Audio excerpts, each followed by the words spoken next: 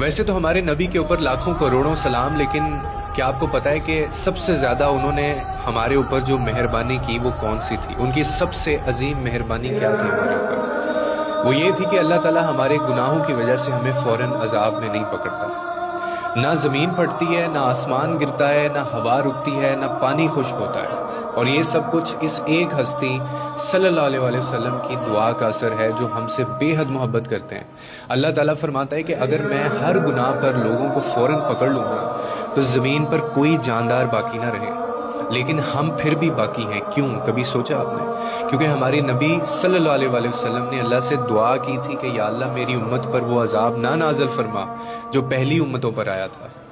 یاد ہے آپ کو بنی اسرائیل کی جو قوم تھی، اللہ نے ہفتے کے دن حرام کہا تھا کہ شکار حرام ہے، مگر انہوں نے چلاکیاں کی، قانون توڑا، اور نتیجے میں اللہ نے انہیں بندر اور خنزیر بنا دیا تھا۔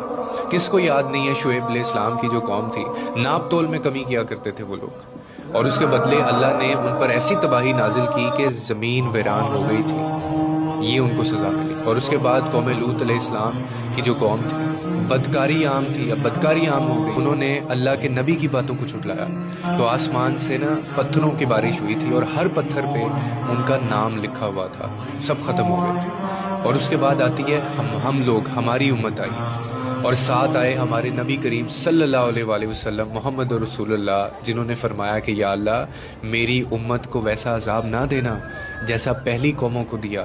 اور یہی تو ہمارے نبی صلی اللہ علیہ وآلہ وسلم کی سب سے بڑی مہربانی ہے ہمارے اوپر، کہ انہوں نے کبھی ابھی دیکھیں اپنی ذات کے لیے کچھ نہیں مانگا، نہ مال، نہ طاقت، اور نہ شہرت، ایک ہی دعا تھی بس، یا اللہ میری امت، میری امت، میری امت۔